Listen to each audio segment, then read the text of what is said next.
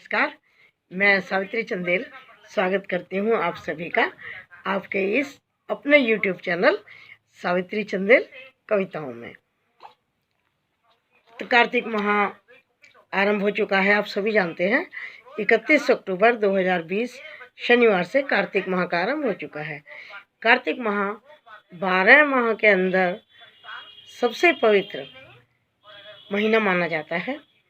जब अधिक मास होता है तो 13 महीने हो जाते हैं, लेकिन पूरे वर्ष भर में सबसे अधिक मान्यता, सबसे अधिक पवित्रता, सबसे अधिक धार्मिक कार्यों के लिए जो महीना सबसे अधिक अच्छा माना जाता है, सर्वोच्च माना जाता है, वो है कार्तिक का महीना।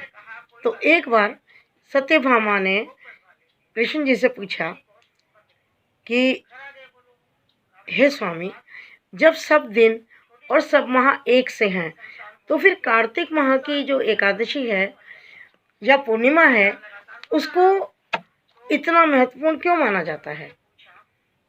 तो कृष्ण भगवान ने कहा कि समुद्र का पुत्र शंख नाम का एक दैत्य था। वो बहुत ही अन्यायी था।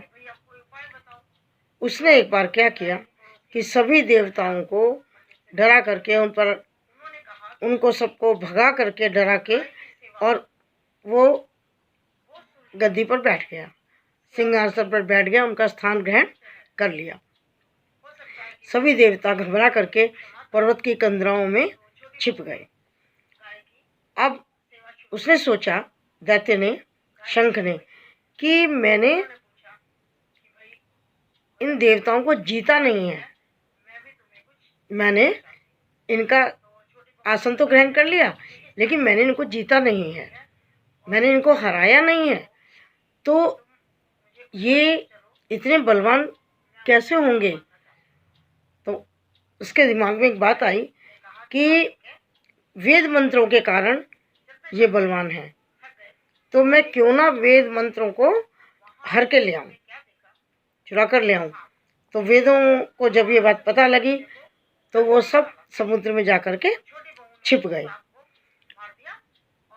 अब सभी ब्रह्मादि देवता घबरा करके विष्णु जी की शरण में गए और उन्होंने शंखनाद करके, आवाज़ करके, पद प्रक्षालन करके, हर तरह से पूजा पाठ करके, प्रदक्षिणा देकर, पूजन करके, नमस्कार करके, धूप दीप बत्ती करके, चंदन करके, अर्घ दे करके, नाद से मतलब आवाज़ करके, हर तरह से करके उन्होंने विष्णु जी को जगाया।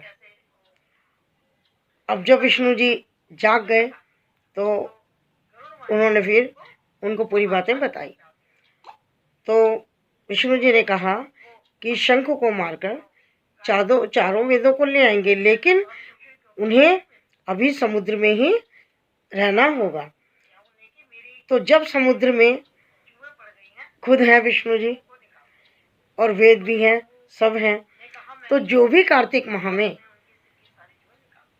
स्नान करेगा उसे उन सब का फल, उन सब का आशीर्वाद मिलेगा।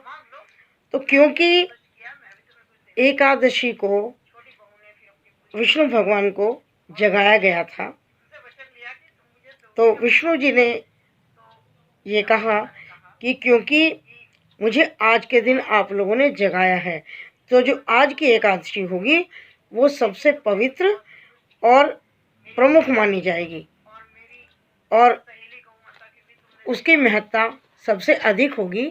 हालांकि विष्णु जी को सभी एकादशी प्रिय हैं, लेकिन ये एकादशी इसलिए अधिक प्रिय है कि इस दिन प्रार्थना करके, पूजा करके, अर्चना करके उनको देवी देवताओं ने जगाया था। इसलिए ये एकादशी बहुत महत्वपूर्ण है, इसकी बहुत अधिक मान्यता है। नमस्कार, धन्यवाद।